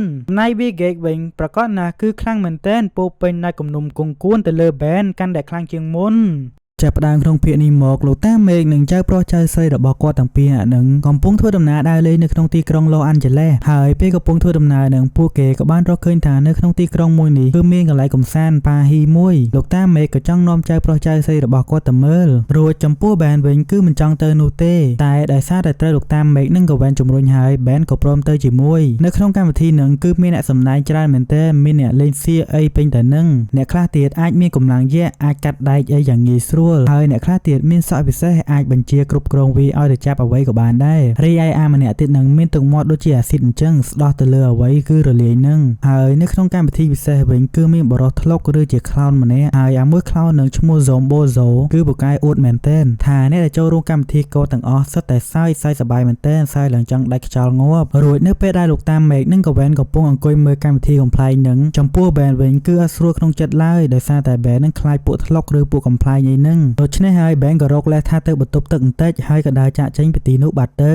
ហើយក្នុងពេលដែលបែនដើរចេញមកនឹងបែនក៏រកឃើញផងដែរថាពួកលេងសៀកនៅទីនេះសិតតែជាពួកអាក្រក់ល្បិចច្រើនមែនទែននៅពេលដែលមនុស្សគ្រប់គ្នាកំពុងវក់មើលខ្លោននោះអាអ្នកផ្សេងនឹងគឺដើរកកាយតាមឡានដើម្បីយកវត្ថុមានតម្លៃរួចបែនក៏ទាញនាឡិកាមកប្រែកាយទៅជាអាតោវ៉ាល់ម៉ាត់ដើម្បីវាយតទល់ជាមួយពួកនឹងតែម្ដងរួចមើលទៅវ៉ាឈ្នះបែននោះទេទៅពួកអាលេងសៀកប្រមាណអ្នកនឹងក៏និយាយគ្នាផងដែរថាហៅមេរបស់យើងមកដើម្បីវាយតទល់ជាមួយអាមួយនេះហើយមេរបស់ពួកវានឹងគឺអាមួយខ្លោនដែលកំពុងសម្ដែងនឹងឯងហើយនៅកន្លែងសម្ដែងនឹងអាមួយថ្លុកខ្លោននឹងហាក់ដូចជាមានម៉ាស៊ីនពិសេសបញ្ចេញនៅវិធីសំដំពិសេសចម្លែកធ្វើឲ្យអ្នកមើលនឹងគឺសើចរហូតសើចដល់កម្លាំងពីខ្លួនក៏នៅតែសើចដែរហើយនៅពេលដែលសម្ដែងនឹងកូនចៅពិសេសរបស់គាត់ក៏បាននិយាយផងដែរថាមានគេមករករឿងហើយដូច្នោះអាមួយខ្លោននឹងក៏ចេញមកតទល់ជាមួយបែនហើយបែនវិញនៅពេលដែលឃើញថ្លុកខ្លោនមួយនឹងគាត់ហាក់ដូចជាខ្លាចមែនទែនរួចក៏បញ្ញាប់រត់ចាក់ចេញពីទីនោះបាត់ទៅរួចនៅពេលដែលបែនប្រែកាឡាខ្លួនទៅជាកូនក្មេងវិញហើយបែនក៏បញ្ញាប់ទៅរកលោកតាមេឃនិងកវែនវិញប៉ុន្តែក៏ឃើញលោកតាមេឃនឹងអង្គុយសើចម្នាក់ឯងហាក់ដូចជាអត់មានកម្លាំងនៅក្នុងខ្លួនសោះហើយលោកតាមេឃនឹងក៏ភ្លេចផងដែរថាមិនដឹងកវែននៅទីណាទេបែនក៏រកឃើញផងដែរថាអាមួយខ្លោននឹងមិនមែនជាមនុស្សធម្មតាទេប្រាកដជាបិសាចអ្វីជាមិនខានហើយចំណីរបស់វានឹងគឺជាប្រលឹងនិងក្តីសប្បាយរីករាយមនុស្សទៅនឹងឯងបន្តមកទៀតបែនក៏ដេញតាមពួកខ្លោនទាំងនោះមកដល់កន្លែងប៉ាហ៊ីថ្មីរបស់ពួកវានឹងហើយពេលដែលទៅដល់នឹងបែនក៏ប្រែកាឡាខ្លួនទៅជា upgrade និងចូលក្នុងម៉ាស៊ីនបាញ់បាល់មួយនិងធ្វើការដេញបាញ់ពួកកូនចៅខ្លោនទាំងនោះគឺដូចជាកំភ្លើងអញ្ចឹងរួចនៅពេលដែលវាយពួកវាឲ្យសន្លប់អស់ហើយនាឡិការបស់បែនក៏អស់ថ្មរួចបែនក៏បានដើរសម្ដៅទៅក្នុងតង់របស់អាខ្លោនមួយឈ្មោះ Zombozo ម្នាក់នោះដើម្បីស្វែងរកកវែនហើយនៅក្នុងតង់របស់វានឹងគឺមានរូបខ្លែងខ្លាយច្រើនមែនទែនដូចជាកញ្ចក់អីនឹងដើម្បីបោកប្រាស់បន្លាចបែនហើយដោយសារតែបែនខ្លាចខ្លោនឬថ្លុកអីស្រាប់នឹងបែនក៏ខំប្រឹងរត់ទាំងពិបាកផិតភ័យមែនទែនហើយនៅពេលដែលរត់យូរទៅក៏បានប្រទះគ្នាជាមួយអា Zombozo តែម្ដងរួចបែនក៏ឃើញដែរថាព្រលឹងមនុស្សជាច្រើនដូចជាកវែនផងដែរនោះគឺសិតតែជាប់នៅក្នុងខ្លួនរបស់អា Zombozo នេះក៏ដូចជាម៉ាស៊ីនរបស់គាត់ដែររីឯចំពោះបែនវិញនៅពេលដែលឃើញកវែនដែលជាបងប្អូនជីដូនមួយរបស់គាត់នឹងកំពុងត្រូវការជំនួយមែនទែននិងមានមុខមាត់ទ្រុឌទ្រោមខ្លាំងហើយក៏ធ្វើឲ្យបែននឹងកើនសមត្ថភាពក្លាហានហ៊ានប្រឈមនឹងអ្វីដែលខ្លួនភ័យខ្លាចគឺអាមួយខ្លោនមួយនេះបន្ទាប់មកគាត់ក៏ទាញនាឡិការបស់គាត់ប្រែកាយទៅជាអាខ្មោច Go Freak វិញទាំងធ្វើការបន្លាចនិងវាយអាមួយអាខ្លោន Zombozo ម្នាក់នោះហើយនៅពេលដែលបែនលែងខ្លាចវាទៀតអាមួយខ្លោន Zombozo នឹងហាក់លែងមានប្រសិទ្ធភាពឥទ្ធិពលអីអញ្ចឹងរួចក៏ត្រូវ Go Freak ធ្វើការដាក់យកនឹងវាយកំទេចម៉ាស៊ីននិងធ្វើឲ្យអាខ្លោនម្នាក់នោះរលាយទៅបាត់ទៅចំណែកឯព្រលឹងមនុស្សទាំងប្រមាណដែលវាចាប់ទុកនោះក៏ហោះចាក់ចេញពីម៉ាស៊ីននោះមកចូលក្នុងខ្លួនរបស់មនុស្សម្នាក់វិញនិងរួមទាំងកវែនផងដែរនៅក្នុងពេលមួយបែនលោកតាមេឃនិងកវែនផងដែរគឺបានធ្វើដំណើរទៅលេងសារមន្ទីរបុរាណមួយនៅក្នុងទីក្រុង New Orleans ហើយនៅទីនោះគឺសម្បូរទៅដោយវត្ថុបុរាណច្រើនមែនទែនរួចកវែនក៏បានចាប់អារម្មណ៍សៀវភៅមួយក្បាលដែរដែលនាងស្រាវជ្រាវយូរមកហើយដែលសៀវភៅនោះហៅថា Akamada ដែលវាមានប្រវត្តិចំនួនសតវត្សទី7មកម្លេះស្របពេលនោះដែរមិនដឹងថាហេតុអ្វីនោះទេមនុស្សគ្រប់គ្នានៅទីនឹងគឺនាំគ្នាអណ្ដែតឡើងទៅនៅលើពិដានតែម្ដងហើយពេលនោះស្រាប់តែលេចមកគ្រូធ្មម្នាក់ឈ្មោះថា Hake បានធ្វើដំណើរមកដល់នឹងមានគោលបំណងមករកសៀវភៅមួយក្បាលនេះហើយនៅពេលដែលឃើញអញ្ចឹងបែនក៏ទាញនាឡិកាមកប្រែកាយទៅជាអារត់លឿន Accelerate ដើម្បីវាយតទល់ជាមួយអាគ្រូធ្មប់មួយនេះហើយអាគ្រូធ្មប់មួយនឹងគឺមាន power ច្រើនមែនទែនគឺដូចជាបាញ់ភ្លើងបាញ់ក្ដុំ Crystal អាចគ្រប់គ្រងរបស់ជុំវិញខ្លួនដោយការប្រើការគិតរបស់គាត់រួចនៅពេលហ្នឹងកវែននិងលោកតាមេឃបានយករបស់របរជាច្រើនគប់សម្ដៅទៅអាគ្រូធ្មប់មួយហ្នឹងហើយនៅពេលដែលគ្រូធ្មប់ហ្នឹងត្រូវបានបង្វែរដានបែនបានរត់ទៅដាក់វាឲ្យសន្លប់និងជាពិសេសធ្វើឲ្យបន្តោងខ្សែករបស់វាមួយជ្រុះរបូតចេញផងដែរហើយអាមួយគ្រូធ្មប់ម្នាក់នឹងត្រូវគេចាប់ដាក់ឡានពេទ្យយកទៅហើយបែនក៏រើសយកបន្តោងខ្សែកដែលជ្រុះនឹងយកមកទុកហើយបែនបានឲ្យវាជាកាដូទៅកាន់កវែនផងដែររួចនៅពេលដែលកវែនយកវាមកធ្វើជាបន្តោងខ្សែកមកដូចជាមានព្រឹត្តិការណ៍ចម្លែកច្រើនមែនទែនឬដូចជាពួកគេទាំង3នាក់នឹងកំពុងធ្វើដំណើរតាមផ្លូវនិងបានប្រទះគ្នាជាមួយក្រុមចៅប្លន់ហើយកវែនមិនចាំបាច់ទៅវាយពួកវាផងក៏ព្រោះនាងគឺកំពុងសំណាងមែនទែននៅពេលដែលចូលទៅគឺក្រឡាច់ជើងទៅបុករទេះមួយហើយអារទេះនោះក៏បុកទៅចំពួកចៅប្លន់ទាំងនោះនឹងប៉ះជញ្ជាំងផ្ទះមួយហើយនៅលើជញ្ជាំងនឹងគឺមានថូផ្កានឹងធ្វើឲ្យថូផ្កាមួយនឹងធ្លាក់មកត្រូវក្បាលចៅប្លន់មួយទៀតនិយាយទៅគឺកវែនក៏ពូសំណាងមែនទែនកាន់មកដល់អាគ្រូធ្មប់នេះវិញគាត់ភ្ញាក់ឡើងពីសន្លប់ហើយក៏វាយចាក់ចេញពីកន្លែងឡានពេទ្យដែលកំពុងដឹកគាត់នឹងហោះសម្ដៅទៅសារមន្ទីរនោះវិញហើយនៅពេលដែលទៅដល់នឹងអាមួយហេកនឹងបានប្រើ power ចាប់ហែកទូដែកនៅទីនោះដើម្បីប្លន់យកសៀវភៅវេទមន្តអាកាមាដាហើយគាត់ក៏បាននិយាយផងដែរថាបើតាមរយៈវេទមន្តក្នុងសៀវភៅ ភើមួយនេះគឺគ្មានអ្នកណាអាចយកឈ្នះគាត់បានឡើយប៉ុន្តែនៅក្នុងពេលនោះអាមួយគ្រូធ្មប់ហេកនឹងគឺបានចាប់អារម្មណ៍ខ្លួនឯងគឺនឹងបើកវេទមន្តចេញពីសភើអត់កើតឡើយដោយសារតែខ្សែកគាត់នឹងគឺបាត់បន្តោងមួយហើយបន្តោងនឹងនៅសល់តែ4ប៉ុណ្ណោះហើយទោះតែគាត់មានបន្តោងសរុបទាំងអស់5ទើបគាត់អាចប្រើវេទមន្តក្នុងសភើនេះកើតត្រឡប់មកកាន់កវែនវិញនៅពេលដែលដឹងខ្លួនថាខ្សែកនេះគឺនាំសំណាងនាងក៏បានចាប់ដើមតេះវាមើលគឺនាងចង់បោះបាល់ឲ្យចូលកន្ត្រកទោះជាបាល់នោះបោះខុសឆ្ងាយប៉ុណ្ណាក៏ដោយក៏អាបាល់មួយនឹងលូនមកចូលកន្ត្រកវិញផងដែរគឺសំណាងហ្មងហើយនៅក្បែរនោះគឺមានអគារសំណង់មួយកន្លែងកំពុងមានបញ្ហាកើតឡើងដោយដាច់ខ្សែពួរនិងធ្វើឲ្យកម្មករសំណង់កំពុងធ្វើការនៅទីនឹងគឺមានគ្រោះថ្នាក់បែនក៏ទាញនាឡិកាមកប្រែកាយខ្លួនដូចជាអាតោវ៉ាល់ម៉ាត់ដើម្បីជួយសង្គ្រោះកម្មករទាំងអស់នោះចំណែកកវែនវិញក៏ចង់ទៅដូចគ្នាតែដំបូងនាងទៅផ្លាស់ឈុត Super Hero របស់នាងសិនដែលហៅខ្លួនឯងថានារីកំពូលសំណាងឬ Lucky Girl បន្ទាប់មកកវែនក៏សម្ដៅទៅជួយកម្មករទាំងអស់នោះដែលគ្រាន់តែរត់ទៅជន់ឈើមួយហើយអាឈើមួយនឹងក៏ប៉ាងចុះឡើងទៅបុកឡានមួយហើយអាឡានមួយនឹងក៏បើកដោយខ្លួនឯងទៅមុខចុះឡើងនិងជួយរំកិលបំពង់ទយោមួយសម្រាប់ជួយកម្មករនឹងលោតចេញមកដល់ទីសុវត្ថិភាពដូច្នេះហើយទើប Super Hero វ័យក្មេង Lucky Girl ទទួលបានការកោតសរសើរមែនទែនពេលនោះដែរអាមួយមេធ្មប់ហេកនឹងបានឃើញព័ត៌មានអំពី Lucky Girl តាមទូរទស្សន៍និងបានឃើញខ្សែកបន្តោងពិសេសរបស់គាត់នៅជាមួយ Lucky Girl នេះដូច្នេះហើយគាត់ក៏គិតក្នុងចិត្តដែរថាក៏ត្រូវដណ្ដើមវាយកមកវិញតតែបានចំណែកកវែនវិញបានស្រាវជ្រាវអំពីបន្តោងខ្សែកនោះក៏បានរកឃើញថាបន្តោងខ្សែករបស់នាងនឹងគឺតំណាងឲ្យភាពសំណាងហើយវាក៏មានខ្សែកបន្តោងផ្សេងៗផងដែរដែលតំណាងឲ្យ power ផ្សេងៗគ្នាដូចជាមានថាមពលភ្លើងថាមពលអណ្ដែតឬថាមពលសង្កត់អីជាដើមហើយបន្តោងទាំងអស់នោះសុទ្ធតែនៅក្នុងដៃជាមួយអាគ្រូធ្មប់ហេកនោះទាំងអស់ចំណែកឯលោកតាមេកបែននិងកវែនវិញខណៈពេលដែលកំពុងជិះឡានសុកនឹងក៏បានលើព័ត៌មានតាមវិទ្យុដែលកំពុងទាមទារជំនួយនៅសារមន្ទីរផ្ទះចាស់បុរាណមួយដូច្នេះពួកគេក៏បានសម្ដៅទៅទីនោះដើម្បីជួយសង្គ្រោះជនរងគ្រោះពេលដែលពួកគេទៅដល់នឹងពិតណាស់វាជាអន្ទាក់របស់គ្រូធ្មប់ពិតមែនរួយបែនក៏ប្រែកាយខ្លួនដូចជាអាដៃ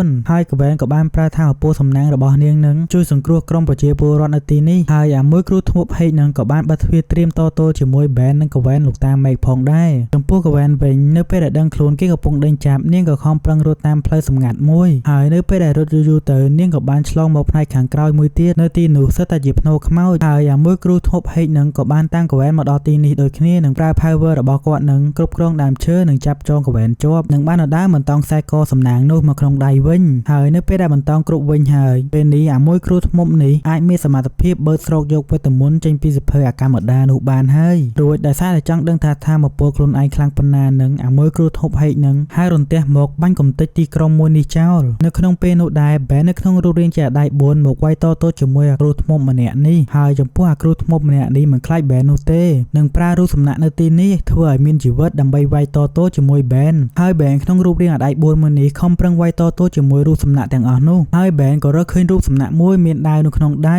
ហើយបែនក៏យកដាវនោះមកវាយជាមួយបិសាចថ្មទាំងអស់នោះហើយកវែនតួមានប្រតោងខ្សែកសំណាងក៏ដោយនាងនឹងក៏មិនអត់ប្រយោជន៍ដែរកវែនក៏បានយកដុំថ្មមួយមកគប់ចំក្បាលរបស់អាគ្រូធ្មប់ម្នាក់នឹងធ្វើឲ្យគាត់ផ្ងាក្រោយតែម្ដងហើយអាគ្រូធ្មប់នឹងក៏របូតបន្តោងខ្សែកនោះហើយដូចនេះហើយនៅពេលដែលគ្មានបន្តោងខ្សែកពិសេសបែបនេះអាមួយគ្រូធ្មប់ម្នាក់នឹងលែងមាន power អីទៀតឡើយរួចកវែនក៏បានវាយកំទេចខ្សែកបន្តោងទាំងអស់នោះជៀសវាងធ្លាក់ក្នុងដៃពួកអាក្រក់ហើយអាមួយគ្រូធ្មប់ហេកនឹងក៏ត្រូវប៉ូលីសធ្វើដំណើរមកចាប់ខ្លួនយកទៅ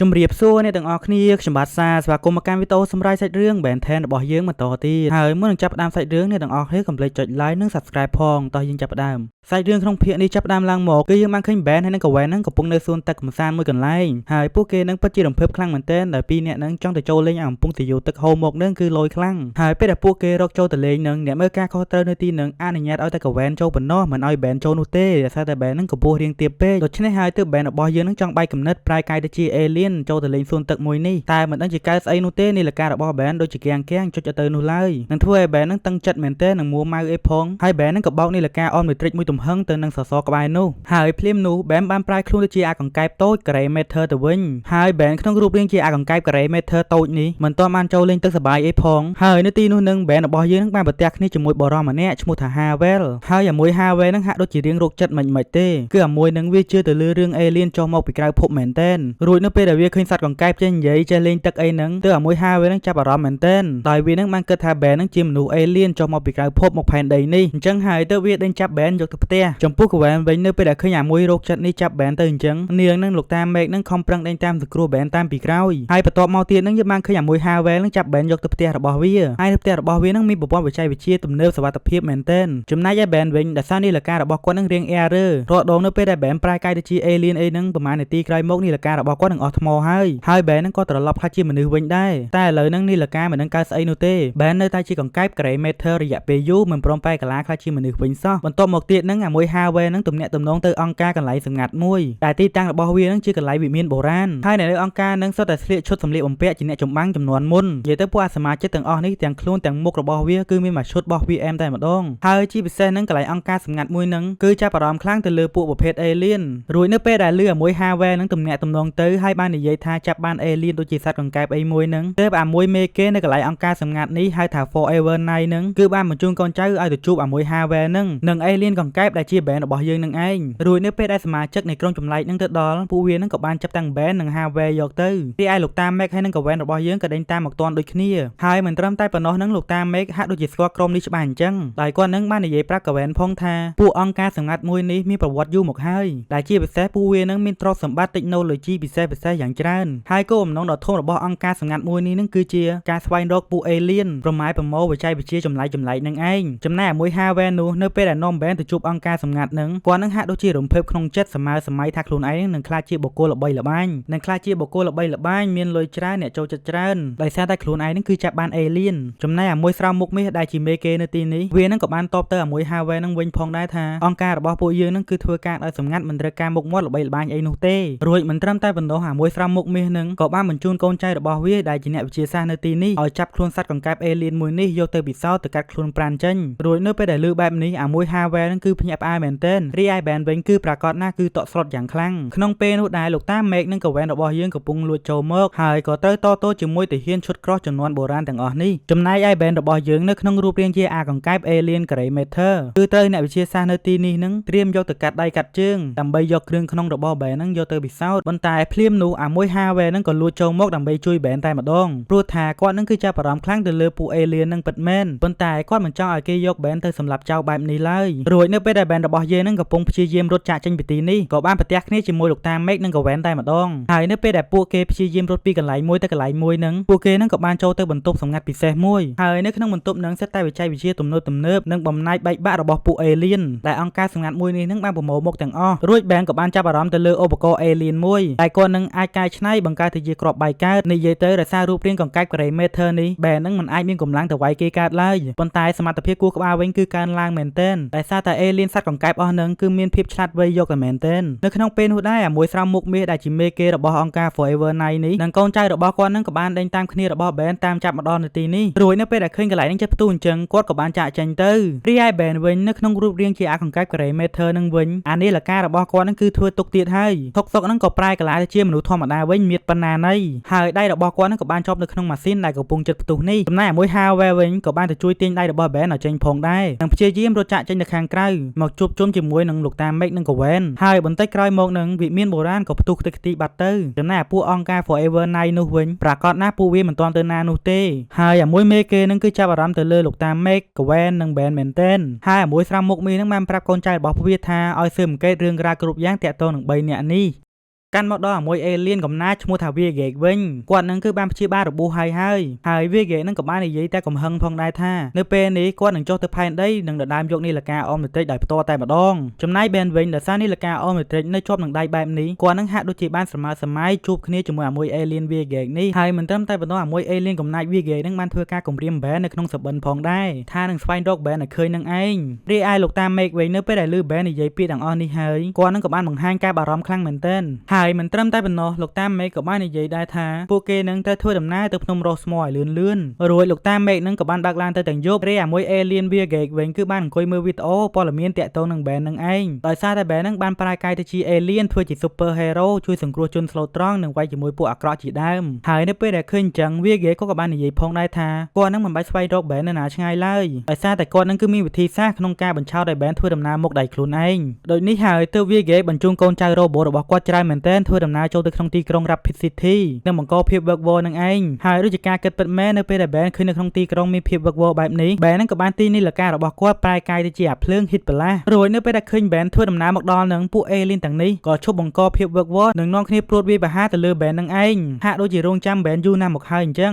រួច Ben នៅក្នុងរូបរាងជាអាភ្លើង hit ប្រឡាស់មួយនេះនឹងធ្វើការបាញ់តទល់ជាមួយពួក robot ទាំងអស់ហ្នឹងហើយនៅក្នុងពេលនោះសត្វតែមានយានដ៏ធំមួយក្នុងរូបរាងជាបាល់បានធ្វើដំណើរមកនិងបានបាញ់គ្រាប់អន្ទាក់មួយចង Ben ជាប់ទៅលើជញ្ជាំងរួចក្រោយមកទៀត alien កំណាចឈ្មោះថា Vigek នឹងបានចុះពីយានរបស់គាត់នឹងបាននិយាយផងដែរថាហាទីកំផុតហ្នឹងគឺយើងបានស្វែងរកឯងឃើញហើយរីឯ Ben វិញគឺបានប្រើភ្លើងរបស់គាត់ហ្នឹងគឺដុតកំទេចអន្ទាក់នោះហើយក៏លោតសម្ដៅទៅកាន់ Vigek នឹងធ្វើការវាយគាត់ផាំងតែម្ដងប៉ុន្តែ Vigek វិញគឺគាត់ឈរយ៉ាងធម្មតាដូចជាមិនទៅសើចស្បែកអីបន្តិចសោះរួចមិនត្រឹមតែប៉ុណ្ណោះនឹង Vigek នឹងគាត់បានចាប់ Ben គប់ឡើងធ្លុះពី3អគាររួចនៅពេលដែលឃើញ Vigek នៅតែបន្តមករកគាត់បែបនេះទៀត Ben នឹងគឺបានប្រើភ្លើងយ៉ាងខ្លាំងដុតកម្ដៅផ្លូវកៅស៊ូឲ្យរលួយហើយអាចោកៅស៊ូនឹងបានចាប់ចងជើង Vigek ជាប់តមកនោះនីលការរបស់ Ben នឹងក៏បានលោតអស់ថ្មហើយលោកតា Meg នឹងក៏ Ben ក៏បានជិះឡានមកដល់និងប្រាប់ឲ្យ Ben ធ្វើការឡើងឡានឲ្យលឿននិងប្រញាប់ចាក់ចេញពីទីនេះហើយមិនត្រឹមតែប៉ុណ្ណោះនឹងលោកតា Meg នឹងក៏បើកឡានលឿនមែនទែនសម្ដៅទៅលើភ្នំរស់ស្មមួយនោះរួចបើមើលតាមរបៀបការគាត់និយាយស្ដីឯនឹងលោកតា Meg ហាក់ដូចជាធ្លាប់បានជួបគ្នាជាមួយ alien Vigek នេះអញ្ចឹងនិយាយទៅមុននឹងគាត់ខ្លាចជាលោកតាចំណាស់ជូនចៅប្រុសចៅស្រីដើរលេងបែបនេះលោកតា Meg នឹងគាត់ក៏មានប្រវត្តិមិនអន់នោះទេរួចនៅពេលនឹង Vigek និងកូនចៅរបស់គាត់នៅតែបន្តដេញតាមពួកគេដដែលរីឯ Ben វិញនៅពេលនេះលការរបស់គាត់មានថ្មវិញហើយគាត់ក៏បានប្រែខ្លួនទៅជា Aroy Stingfly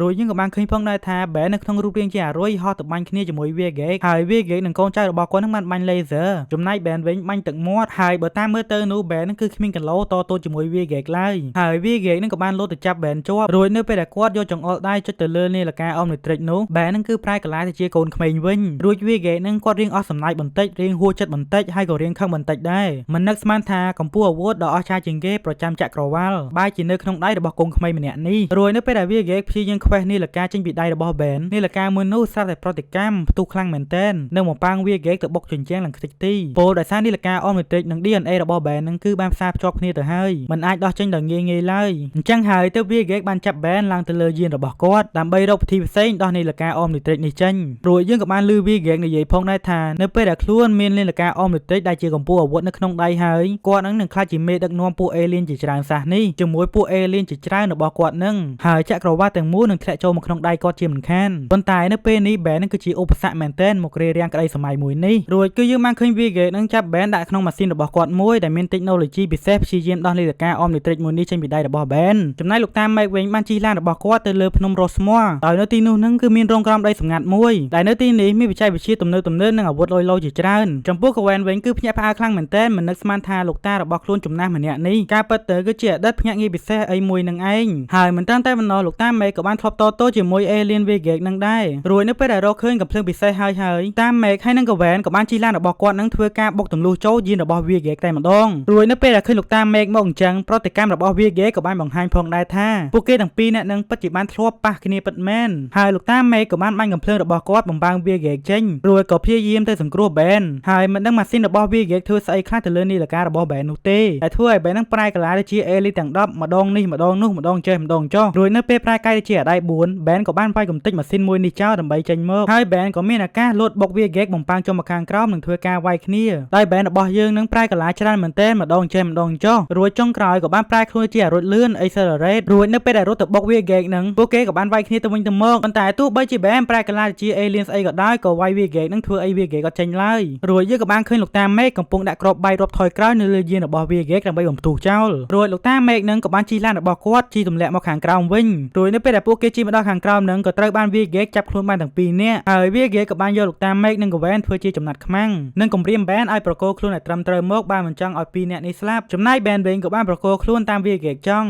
់រួចហើយ Vigek ក៏បានចាប់ខ្លួន Ben ឡើងទៅលើយានរបស់គាត់វិញផងដែររួចពេលឡើងទៅដល់គាត់ពិតជាភ្ញាក់ផ្អើលមែនទែននៅពេលដែលគាត់ឃើញគ្រាប់បាយរាប់ថយក្រោយបែបនេះរីឯ Ben វិញក៏បានឆ្លៀតឱកាសរើសកាំភ្លើងមួយបាញ់ទៅចំ Vigek និងធ្វើឲ្យដែកមួយសង្កត់លើហើយគាត់ក៏បានលោតចាក់ចេញពីយានមួយនេះស្របពេលដែលយាននោះជិតផ្ទុះដែល Vigek ជាប់នៅក្នុងយាននោះដែររីឯ Ben វិញក៏បានប្រែខ្លួនជាអាភ្លើង hit ប្រឡាស់និងធ្លាក់មកដល់ផែនដីវិញរួចក៏បានជួបជុំជាមួយនឹងលោកតា Meg និង Gwen ហើយប្រាកដណាចៅប្រុសចៅស្រីទាំងពីរនាក់នឹងក៏បានសួរលោកតារបស់ខ្លួនថាមានអាកំបាំងអីលាក់គាត់ទាំងពីរនាក់នឹងមិនទាន់ប្រាប់គាត់អត់ព្រោះលោកតា Meg នឹងមើលទៅប្រវត្តិក៏មិនអន់ឡើយហើយសាច់រឿង Ben 10 ភាគទី7របស់យើងគឺមានតែប៉ុណ្្នឹងនេះឯងសង្ឃឹមថាអ្នកទាំងអស់គ្នាពេញចិត្តកុំភ្លេចចុច like និង subscribe ផងយើងជួបគ្នានៅវីដេអូក្រោយទៀតបាយបាយ